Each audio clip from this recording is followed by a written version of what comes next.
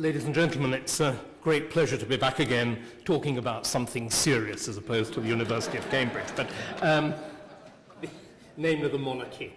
My current work in both media terms, that's to say television, and my academic work is looking at the institution of monarchy.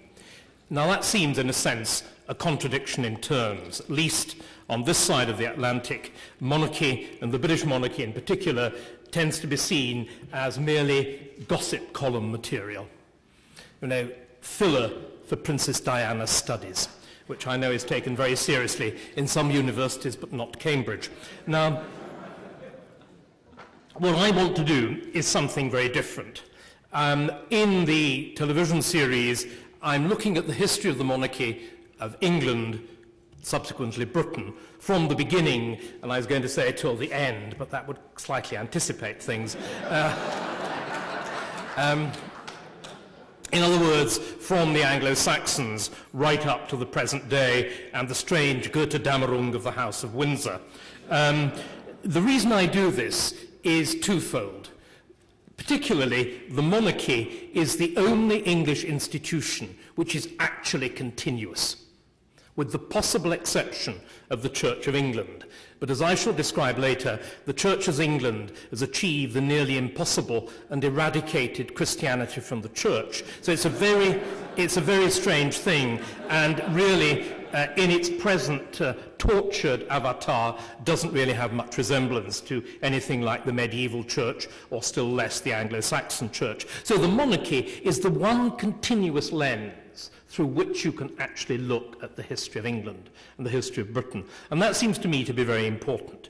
The other way round, turning, as it were, the telescope round in the other direction, is that monarchy, I think, is also a universal. This is a very dangerous thing to say in a republic, and I apologize for it, but human beings seem essentially to be hardwired for monarchy. Almost all institutions are monarchical, starting very obviously with the University of Cambridge. We live under the reign of a kind of benign Catherine the Great.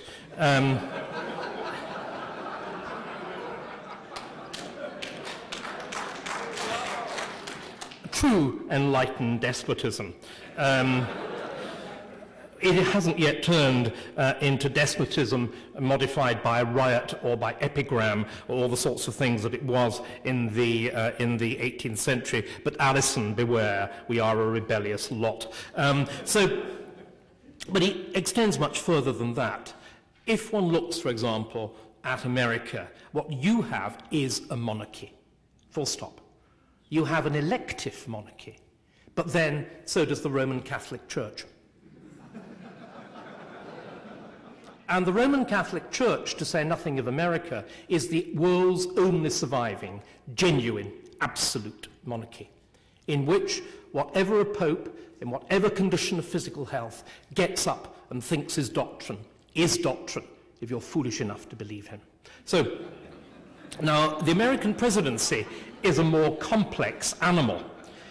I always used to say, when I was trying to explain the American Constitution to my students, and incidentally, the monarchy is not the only borrowing. The whole structure of American federal government is closely modeled, not on that of Rome, whose fancy dress it wears, and whose architecture it invokes, and whose eagles, rather improbably, it flaunts. It is instead based on, obviously, England of the 18th century, systematized, rationalized, and crucially, eventually democratized, which is why your history has gone in such a wildly different direction from that of England and Britain herself. But if you look, for example, at the Senate is merely an elective House of Lords. To begin with, you were indirectly elected. Remember, the Constitution Amendment providing for direct election to the Senate is only post-First World War. But if you actually look at the senators, each one of them rejoices in a quasi-noble status, 2 per state, the kind of Duke of Minnesota, or, the Earl of Oregon. And do they not? They have effectively life tenures. They have, like the British peerage, access to loot and pillage and reward their followers. Occasionally, one or two of them get found out, and there's a process, well, what is there? Eventually, there are processes, of course, going right up to the president itself, of impeachment, which is taken straight from the medieval English constitution. The process that Clinton narrowly escaped of trial before the Senate, with the House of Representatives acting as prosecutors. What are the House of Representatives? They are simply the Commons. Their presiding officer is called the Speaker. What is even more bizarre to American ears, the administrative officer is the person whom you cannot pronounce, the Sergeant at Arms. Now, nobody has any idea on Capitol Hill why the House is run by the Sergeant at Arms. It's simply because the Sergeant at Arms is the representative official of the is the administrative official, the disciplinary official of the Commons in England. So the President is a monarch. I used to say until Reagan was elected, he was simply George III without a wig. But then Reagan came along, and the joke fell almost as flat as his hair was bouffant.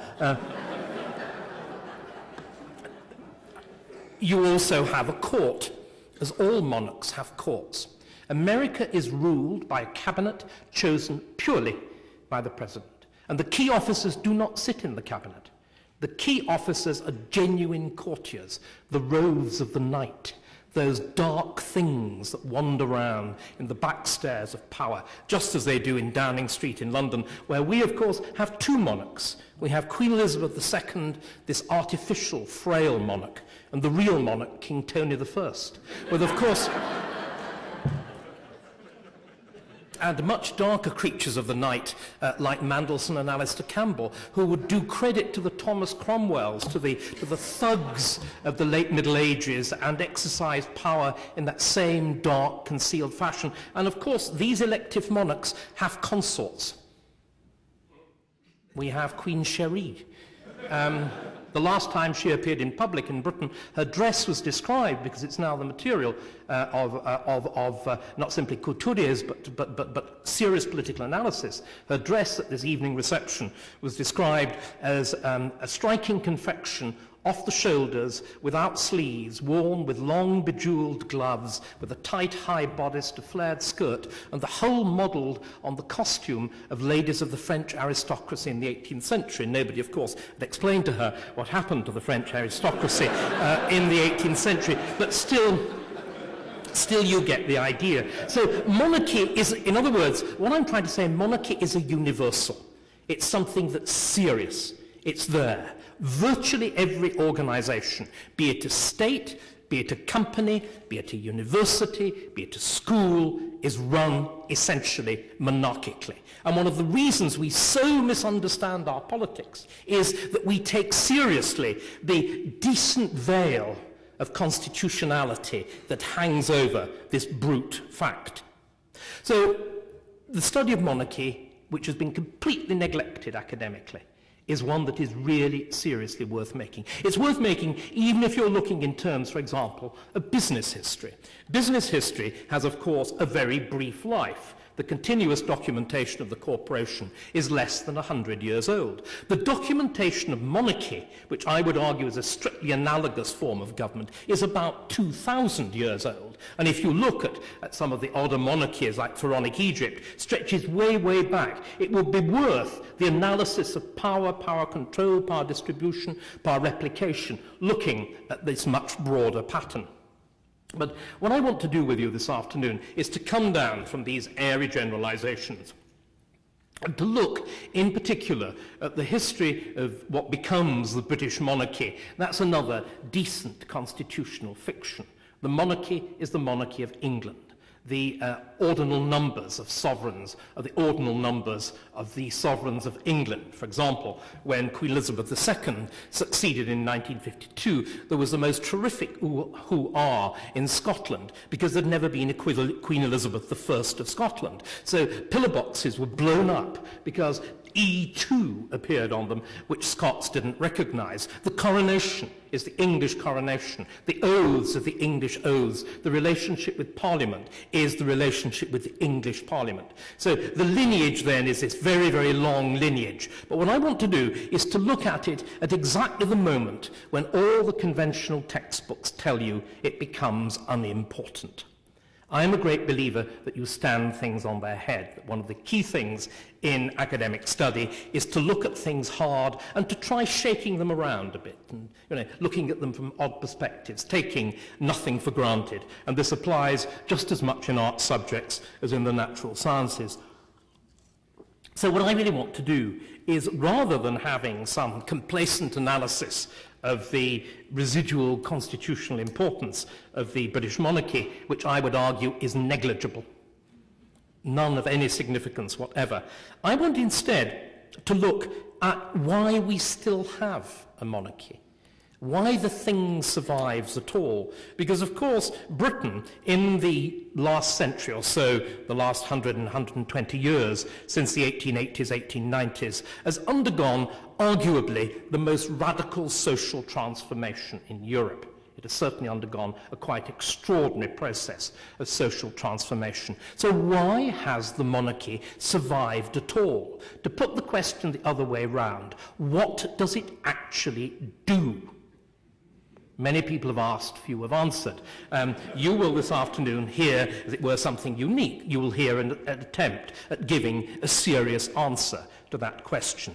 Now, the issue of survival of the monarchy loomed very, very large in the minds of those advising the sovereign in the last 2 decades of Victoria's reign.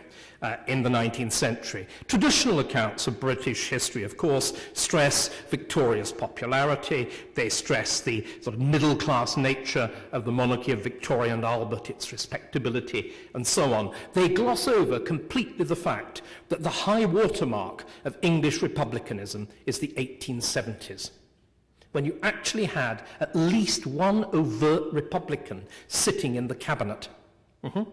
Something never repeated in the 20th century. And the advisors of Victoria were desperately concerned that her invisibility, her withdrawal from public view, to say nothing of gossip, which turns out almost certainly to be true about her relationship with John Brown, was besmirching the public reputation of the monarchy. And a group of people arise.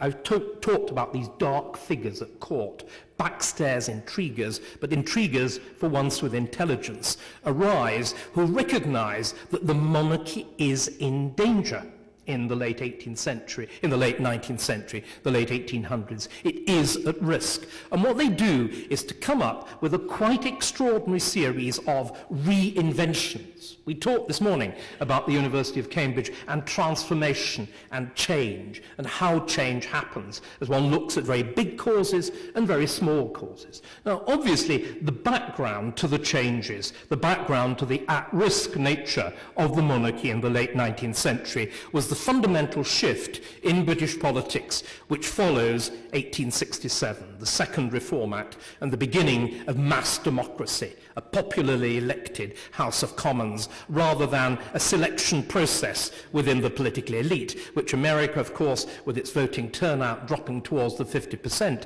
is rapidly replicating. The elite simply squabbles amongst itself, leaving the poor and dispossessed outside, exactly as the unreformed House of Commons did in Britain. But anyway, all that aside. But the great threat to the monarchy is the advent of genuine popular rule. Because the monarchy is the aristocratic institution par excellence. And what you're doing throughout the 19th century is shifting away from narrowly aristocratic government. How is monarchy actually to survive this change? Well, the answer is it's got to adapt. It's got to change. It itself has got to transform. But how on earth do you have the paradox of a democratic monarchy? It is an extraordinary paradox. And yet Britain, England, is the first country to bring about this formula with extraordinary success, which is why the monarchy, despite the disasters, the mishandlings, the folly of the last 30 years, is still there. Let's look A, at how the process is conceived, and B, at how it's done, and C, who did it. The key figure, as I said, one of these creatures of the night, is an extraordinary man called Reginald Brett, Viscount Esher. Esher's entry in DNB is quite astonishing. It lists all the offices that he refused, beginning with the Viceroy of India, the Secretary of State for War, the position of effective Chief of the General Staff. It's a staggering list. He was the supreme operator, but he preferred the dark. Esher is very unusual for other reasons. He is, of course, an Etonian. Very strange creature, kings and whatever. He's also half French. His mother is French, which makes him even stranger. And in the world of late Victorian England, he is bisexual, with an extraordinary penchant for Eton sixth formers, including allegedly his own second son, with whom he was passionately in love. All of this in Victorian England. These separate lives, these parallel lives. So he is a man peculiarly aware of the theatre of human existence. His entire life, his theatre, is a show, is a performance, like monarchy itself. And he is brilliant at handling this. He is, in fact, seriously interested in the theatre, and he is an aficionado of the stage door, actors, actresses, whatever. We needn't investigate too much. But he's also widely read, highly literate, and deeply aware of French history. And he knows they're about to celebrate the 100th anniversary of the French Revolution. Only, whatever it is, 2 years, 1889, will be the 100th anniversary, 2 years after Victoria's Golden Jubilee, when she actually celebrates her anniversary of coming to the throne. He is determined that England will not have a French Revolution, that there will not be tumbrils in England. Now, you may think I exaggerate. Read his papers. This is the concern. It is, how do you dam what he sees as an irresistible tide? Remember, we think of democracy as a nice word. Actually, many of the world's nastiest regimes have been democracies. In other words, what we like is liberal democracy. Democracy trammelled by rules, by the rule of law, by the rule of property. Most democracies aren't like that. If you look at the Greeks, if you look at Aristotle and more particularly Plato, democracy there is a defective form of government. It's essentially the rule of the poor over the rich, the majority over the minority. And Esher is determined, as somebody who is rich, the minority, powerful, not to suffer. And the key role of monarchy is going to be the management of the process of transformation from an aristocratic society to a democratic society. That's the polite way of looking at it. It could also be argued it is about the subversion of democracy, the management of democracy, the substitution, if you like, to go back to the Greeks again, of Plato's cave, of satisfying pretty pictures which keep the common people happy. If you like, monarchy is the opium of British democracy. So, let's look at how Esher goes about doing this. I've already mentioned the key events. The key events are the celebrations of Victoria's accession, the Golden Jubilee of 1887, the Diamond Jubilee of 1897. These are stage managed by Esher like an impresario. They are planned, they're designed, they have a purpose, they have scripts, they have rehearsals.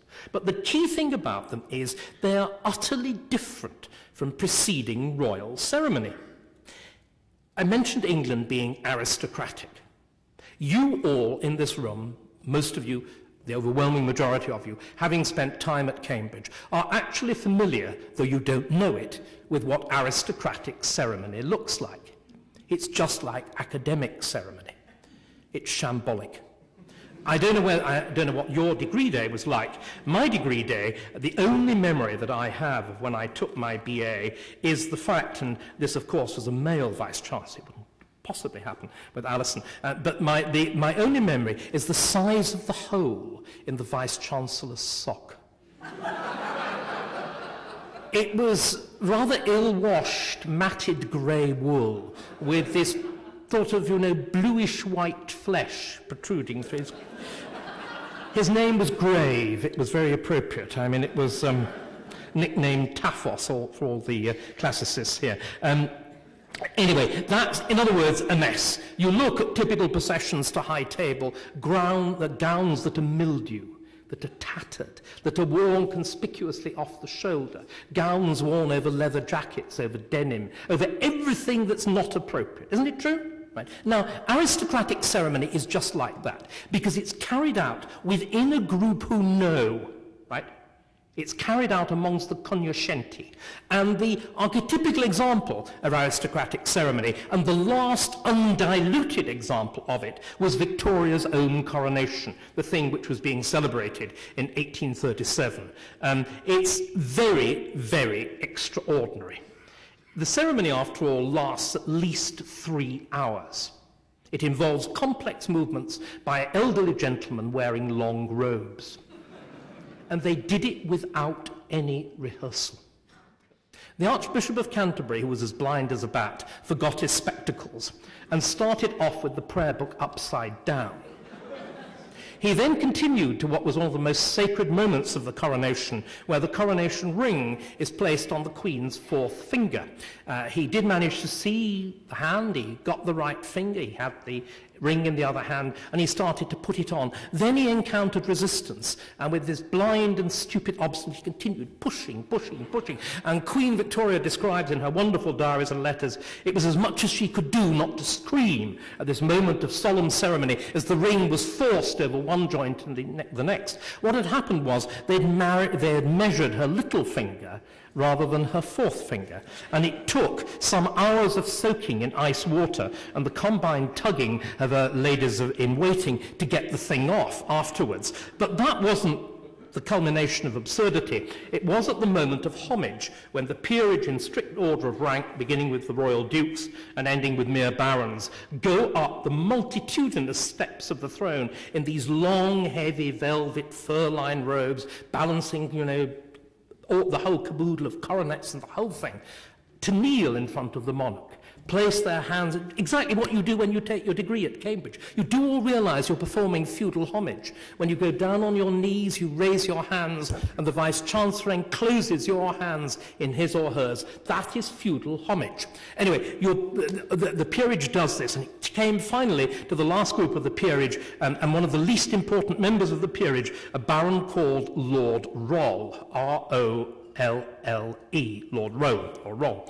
And he was very old and probably rather drunk and certainly blind. And as he came to mount the steps, he got to the penultimate step and then fell and rolled down the steps of the throne. Not to be defeated, he got up again, rushed up, and to immense cheers slipped again and rolled back.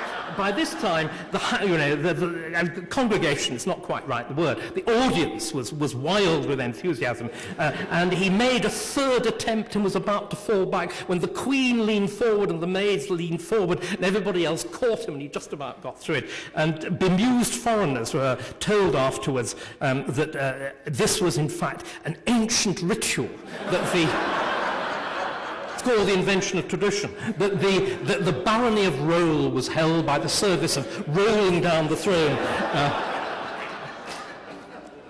You think I'm inventing it? It's not. It is absolutely true. Now, why can you get away with this? In the same way you can get away with dons in mildewed and tattered gowns, because everyone's in the know. But what happens when the great unwashed are admitted?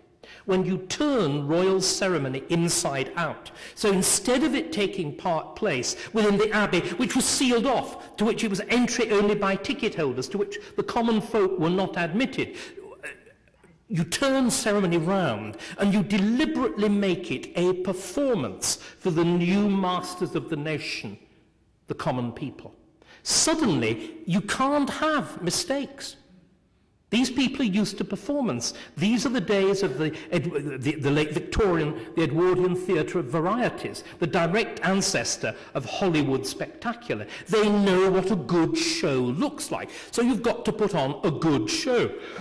And if you look at Victoria's Jubilees, to a lesser extent, the first of 1887, but dramatically for the second, the Diamond Jubilee of 1897, these are modern British ceremonies. So suddenly, this is the ceremony that we Brits do so well. There are lots of soldiers in impossibly tight jackets. By the way, the regiments competed to how tight their bottoms were and how much they stuck out, all marching up and down, beautifully to time, perfectly played music, everybody doing the right thing. If it looks like Ruritania, it's because it is. If it looks like a Cecil B. DeMille spectacular, it is because it's a direct ancestor. It is a popular performance, and it works brilliantly.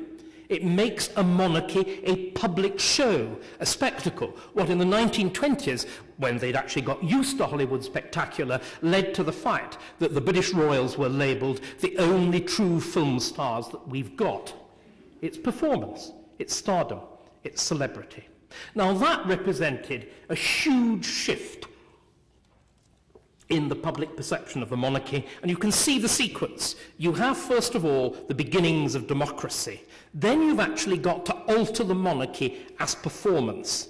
No longer to an aristocratic coterie, but to a much, much wider audience, and a less understanding and an infinitely less tolerant one. But in fact, democracy, the beginning of the mass electorate, was something that was relatively easily surmounted. There came, a few years later, a much more radical challenge. The great year of transformation, we were talking about actual years this morning, the great year of actual transformation of the British monarchy is 1917. Right, the year of the Russian Revolution. It is the year when monarchy throughout Europe tottered and most of them began an inevitable fall that swept away the three great empires of Russia, Germany, of Austria, and cut a swathe through the remaining crowned heads, but not the British. The British reaction to 1917 is fascinating. The first thing is that it was the king, not the radical liberal Prime Minister Lloyd George, who refused the Tsar and his family refuge in Britain. That despite the fact that they were his first cousins. Because George, exactly like Isha, was terrified of revolution. Terrified at this time, not of democracy, but actual red revolution. There are repeated mutinies, most of them relatively minor in the army, some very significant in the navy at this time. There is, of course, a huge war being fought with gigantic casualties. The monarchy is frightened. And the response is not simply fear, the refusal to admit Nicholas and Alexandra. It is also, really surprisingly, reinvention. Now, George V is the least likely candidate for thinking new thoughts you could imagine. Ladies and gentlemen, he collected stamps. Now, of all forms of human activity, philately seems to me to hit the absolute basement. If there are any philatelists in this room, cover yourselves in shame, go out your collections and give the proceeds to Cambridge, and you will re-enter the human race. But he George V not only collects stamps, he is obsessed with meteorology. The first thing he does every morning is to measure the temperature and note the wind direction in this monstrously tedious diary of his, written on lined paper and in an extraordinary round hand. But George is in fact extraordinarily shrewd. Not clever, but shrewd. And he realizes the two things that have to be done. The first is, of course, that as part of this transformation, we haven't yet quite had to go so far at Cambridge, you change the name. If anything, the name of the Royal House of Britain at this point was something like Saxe-Coburg-Gotha, which is kind of inconvenient if you're fighting the Germans. So what you do is you literally repackage the thing, you rename it, and they did it in a completely modern fashion. They market-tested alternatives. And the one they come up with, of course, finally, Windsor, is just so good. It's a little touch of Shakespeare. Merry Wives of Windsor and all the rest of it. It's a very large touch of medieval myth, romance, chivalry, with the Garter, whose headquarters are at Windsor. And then finally, I think it was already associated with, sort of woods of Windsor, sweet smells, touches of lavender, that faint sense of the English countryside, all carefully packaged up for Americans. So it is a brilliant choice of name, and that's the thing that people traditionally focus on, of the changes of 1917. But that seems to me to be, although it's important, it's only, as it were, the outer wrapping. The change at the core, the thing which is so crucial, and it will not surprise any anthropologists in the room, is in marriage customs. Marriage customs are absolutely central to understanding strange tribes like royals. And up to that point, the rules of the marriage of the British monarchy have been governed by two factors. The first, following the Glorious Revolution of 1688-89, in which there had been another extraordinary change. Up to that point, from the Reformation, in other words, from Henry VIII to William and Mary, every new monarch had changed the religion of the country. Until finally people got a bit fed up with this and thought it would be much more logical if instead the monarch had to change his religion to suit that of the country. It would make things much easier. So you introduce the rule that no Roman Catholic can be either sovereign or indeed can marry a sovereign of Britain. And that means then the first rule is a kind of endogamous rule. You've got to marry within the group of European Protestants. The second rule is also endogamous, but comes from a different culture. From the beginning of the 18th century, hence the Saxe-Coburg-Gotha business, the British monarch is in fact a German prince. And German aristocracy had much, much stricter rules than the English aristocracy. They practiced what the French call dérogeance. That is to say, if you marry outside your own social rank, it is not a full marriage, it's a morganatic marriage, and your children cannot inherit. So not only does a British monarch have to marry a Protestant, you have to marry a serene highness. The trouble is, because rather few German princely families are Protestant, you will find yourself usually that you've got 1.5 women that a royal prince can marry, and half of them are mad. It is very, very difficult, which is why certain deeply obscure dynasties like Teck constantly crop up in the marriage pattern.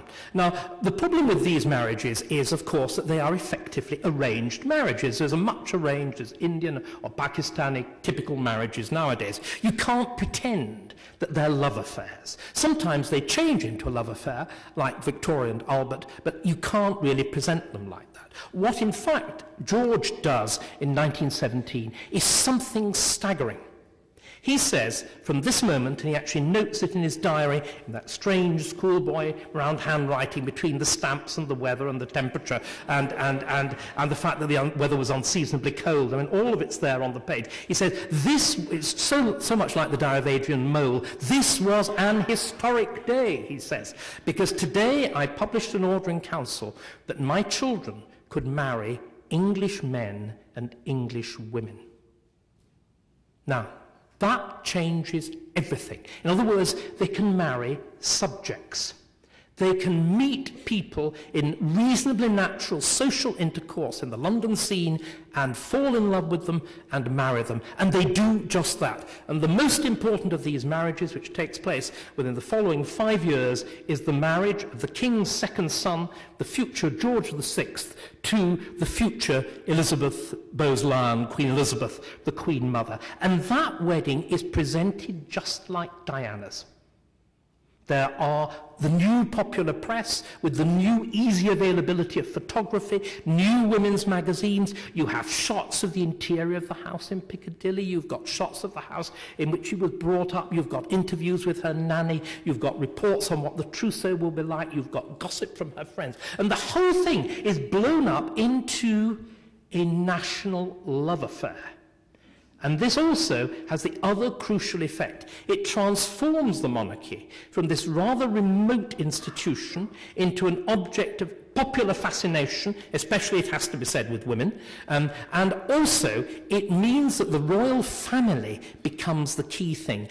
The British monarchy becomes the royal family, and the royal family becomes the great British royal family. The symbol of unity. Now, why do I say that? Because, remember, these are dim and distant days. Divorce, which I'll return to in a moment, wasn't heard of. It was infinitely rare. And the one thing that everybody, of whatever class, particularly not the upper class, who had a bad record even then and could afford the immensely elaborate processes of divorce, but what the monarchy, the middle class, and the modest working class could agree on was the importance of marriage. It was a cement, it was a unifier. And the British monarchy survives and thrives now, not as the apex of the social pyramid, not as a glittering aristocratic institution, but as a representative sort of ersatz middle-class family. It is brilliant. It's also achieved at quite enormous cost. It's achieved at the enormous cost of the suppression of the movement for divorce law reform. There is a completely new history of 20th century England to be written in terms of resistance to divorce law reform. The necessity for divorce law reform was recognised right at the beginning of the 20th century by the Liberal government, and you set up a divorce law commission which was blocked. And you'll all be pleased to know that the blocking was done by Oxford. It was done by a phalanx of clergy and canon lawyers from All Souls, centring round Anson, who was the warden of All Souls, and the future Archbishop of Canterbury, Cosmo Gordon Lang, and they block divorce law reform. And the key thing to understand is that the monarchy not only becomes the representative of the great British family, it becomes the centre of a new kind of national religion. The national religion is, of course, centred on the Church of England. Now, I made abusive remarks about the absence of Christianity in the Church of England. But if you go into an old-fashioned Church of England, up towards the altar, indeed if there is an altar, you will be struck by the almost complete absence of Christian symbols and the omnipresence of Union Jacks and regimental flags. What the English are doing there is worshipping themselves. And Westminster Abbey, of course, is the national shrine, but it's not filled with saints. Heaven's sake, Isaac Newton's there. It's filled with the great. It's filled with the secular great. In other words, this is Shinto. This is worship of the national spirits. English Shinto. It's the worship of national spirits through the king emperor, who is the centerpiece of this. But it also has a single article of faith. It's not, love the Lord thy God, love thy neighbour as thyself. It is, thou shalt not get divorced. There is a single moral test, which is avoiding divorce. And the monarchy is deployed staggeringly effectively as the institution that keeps this together. And a whole series of other features of national life, the Church of England is one of them, the new BBC is another. Reith is the key figure along with Cosmo Gordon Lang, and fascinatingly enough, they're both Anglicised Scots, the most dangerous breed that exists, as we see from our present government. And Reith imposes this test brutally within the BBC. The chief engineer is forced to resign because he gets divorced. And, of course, well known is the fact you can't be presented at court if you're divorced, you can't go into the royal enclosure at Ascot if you're divorced, you can't enter into society if you're divorced. And Lang deploys this absolutely brutally. The fascinating thing, of course, is that Lang is gay. The official lives have changed. There's been this transformation in our understanding of sexuality since the 1960s. But if you look at Lang's official life, published shortly after his death in, I think, 1946, it describes two scenes that I'd like to have in your mind of this great bastion of family morality. The first is the moment when he is inculcated into the Church of England at the Cuddesdon, the Oxford training, it all goes back to it. Anyway, the Oxford Training College for Church of England clergy, coming from a background of the Scottish manse. He wasn't, of course, used to seeing clergy in cassocks, and he enters the dining room, where the assembled postulants and the man in charge, the Bishop of Lincoln, are all seated at dinner in cassocks. And he's clearly very nervous. He is seated next to the Bishop of Lincoln, in charge of all of this, and the Bishop of Lincoln, who's a kindly soul, recognizes the young man's anxiety, and I am now quoting from the official life. Firmly grasping his thigh, the bishop said to the young young man, I see you are disturbed by the company, but don't worry. These young men are not as holy as they look, and I, squeezing harder, am the naughtiest of them all. The scenes at the back of the archiepiscopal rolls, which were again quite extraordinary, as the Archbishop, after a major speech or major sermon, would settle, it is described, giggling and relaxing in the company of his two favourite chaplains on the back seats. Quite extraordinary. But this man is the orchestrator of the family monarchy. He creates the coronation, particularly the coronation of George VI, as the grandest, most formal show. In comparison with the coronation of Victoria, it has 11 rehearsals. It is infinitely polished. But why is George VI the second son on the throne at all? Because of divorce. That is to say, his elder brother, Prince David, the man who briefly reigns as Edward VIII, wanted to marry a twice-divorced American. The only sin that was worse than being American was being divorced, and the only sin that was worse than those two was being twice-divorced Mrs. Simpson. Now, everybody thinks that there is some rule which says that a British monarch cannot be divorced or marry a divorcee. There is no such rule. It was simply this tremendous orchestration of the monarchy into the defense of middle-class morality. That's the only reason that the abdication crisis happens. And of course, the result of the abdication crisis is that you put on the throne the most model couple of all, George VI and Queen Elizabeth, the Queen Mother. It works brilliantly. It works brilliantly when they're succeeded by Queen Elizabeth II, who begins her reign by saying, it's interesting, she doesn't say she wants to continue this 1500-year tradition of the British monarchy. She's no interest in history at all. When I took around an exhibition of her great ancestor, Queen Elizabeth I, the only thing she could do when she stood in front of a picture of Queen Elizabeth was to summon Philip and say, isn't that mine? It was like half the things in the exhibition, but still.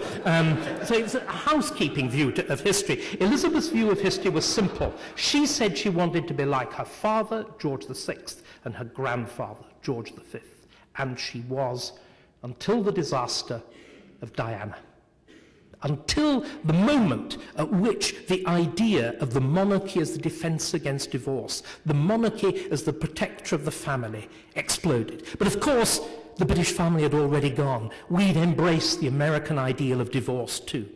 We have this problem then. The monarchy which survived and thrived, adapting itself to democracy and becoming the representative institution through representing the British family, suddenly, at the end of the 20th century, found itself robbed of a role.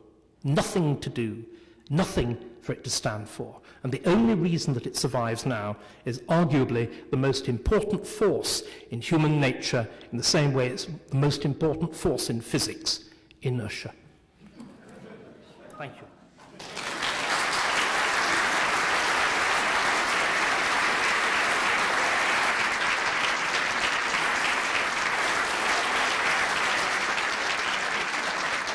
Ladies and gentlemen, thank you very much. We have about 10 minutes for questions. If you'd wait, and we have microphones available. If those with microphones could stand up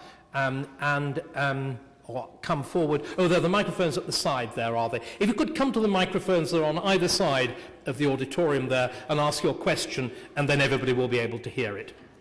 First question, please. Stunned silence, right.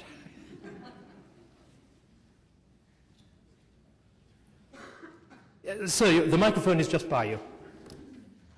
My understanding was the most important principle in physics is entropy, which is constant change. It shows that I'm a historian and not a physicist, right? But in general, what do you see for the monarchy in the next 20 years? I think it's impossible to predict the future because I am a historian, and historians are not very good at doing that. The monarchy survives at the moment because all alternatives are even worse. If you look at the prospect of President Tony Blair, the most ardent Republican in Britain instantly is converted to, a brown noser of the House of Windsor. And if New Labour had retained the kind of popularity which it had in '97, I think the future of the monarchy would look very dim. But at the moment, even Charles, will probably survive. It'll be difficult. For it genuinely to survive, what you will have to do is to find a new purpose. But remember, and again, this is something I think that Americans don't often register, more than half European countries, Western European countries, are monarchies, including many of the most democratic and prosperous. France, of course, is a republic and a catastrophic one. Just look at the number of French constitutions. This is going back to your point about constant change. Five republics, 2 monarchies and 2 empires. Extraordinary. Arguably 3 monarchies, because Charles X is so different from Louis XVIII, and then the Monarchie de Juillet of Louis Philippe. But the really successful European countries, the Netherlands, Sweden, now Spain, and so on, they are all monarchies. But in all of those countries, it's very easy to identify what the monarchy does, in exactly the same way that it was easy to identify what the British monarchy did for most of the 20th century. In Spain, the monarchy is the emblem of renewed democracy. In the Netherlands, it is the key emblem of passionate small nation nationalism. If you look at the Dutch football team, it does not wear the national colours. It wears orange, the colours of the House of Orange, exactly. The same is true in Sweden, where it looked as though the monarchy was going to disappear in the 1970s. The monarchy in the Swedish constitution survives by a single word. There's one word in the Swedish constitution. It was deliberately designed so that the monarchy could be amputated with the least problem. The most interesting example is Belgium, where apart from Catholicism, chocolates and child abuse, the only true Belgian institution is the monarchy. Otherwise, the country is totally split down the middle between the Wallons, the French speakers, and the Flemings. So the monarchy is Belgium. Now, none of this was true before 1946-47. So that's the period where you get Farouk of Egypt saying, soon there will only be 5 kings in the world, 4 in a pack of cards and the King of England. The British monarchy had been unique in this process of adaptation. Now it's been taken over. And unfortunately, there's nobody in Buckingham Palace with the brains of Reginald Brett or Cosmo Gordon-Lang. There really isn't. Sir, could you go to the microphone? Was Princess Diana assassinated? And if not, why not? I think that's the best question I've ever had, yes. Shall we just applaud? Maybe the British Secret Service sensibly felt she was doing such a good job of self-destruction. They would have, given her a little bit of rope to hang herself, and instead an alternative method occurred. But no, of course she wasn't. The thing is, like so many historical events, what you see is what you get. But her behaviour, of course, was completely destroying her popularity, at least on the other side of the Atlantic. The extraordinary affair with Al-Fayed's son and so on, the increasing erraticness of her general behaviour. No, there was no need. There was no need. In fact, if she hadn't died, can you imagine Princess Diana 45 and showing the signs of substance abuse, which is undoubtedly what we would have seen? She wouldn't have been a pretty sight. So she has a great... Dying young is a huge advantage. It's a really smart career move. It doesn't begin with James Dean. The one of Henry VIII's queens who is most successful is Jane Seymour. She does what none of the others were able to do. She produces a son, and then she dies 13 days later. And at which point she becomes the perfect wife. If you look in... No, seriously, look in the Victorian novel. The good wife is the dead wife. You know, you go to heaven, you wear white, your husband and children pray to you every night, and you can never put your foot wrong. So Diana, it was a very smart career move. Really smart career move. She probably planned it. That's right. But Diana is again a phenomenon that really is worth taking seriously. Not in the kind of neo-feminist approaches of many American historians. It's what happens when modern celebrity and monarchy collide with each other. There's always been an element of celebrity in monarchy. You know, going right back to, we talked a little bit about it this morning, Erasmus's reaction to Henry VIII. He describes him in recognizable terms of celebrity. Henry VIII himself, as I hope to show in my new biography published by HarperCollins in 2009, at some vast cost, I trust, Henry himself is obsessed with the idea of fame. But the problem is, modern celebrity is something very different. Modern celebrity is about a kind of intestinal exposure, a turning of the human being inside out, and its natural conclusion is death. Or flirtation, you know, like Elizabeth Taylor, a long-delayed flirtation with death. It's very sick. And that's not what you want from a public institution. I think we've time for just one last question. Yes, certainly. The gentleman who's actually about to hog the microphone. Yes, sir. Yes, sir. Where did Harry get that disgusting shirt? And should he have been allowed to go to Sandhurst under those circumstances, without some sort of delay at least? We're referring, of course, to the Nazi fancy dress that the young prince was stupid enough to wear. I think there's something very important to remember. Harry is a second son. Second sons are expected to behave badly. They have no other function. They're there to provide a kind of entertainment. It was monstrous that he wore it. It reflected no good whatever on Eton that a young man would be so idiotic to do that. But he's a not very bright 18-year-old, subject to this hideous light of publicity. A future artillery officer, no doubt. I think you'll do very well in the army. The army, unlike Cambridge, is very good at taking really bad material and knocking it into shape. And it does it very successfully. Ladies and gentlemen, thank you very much.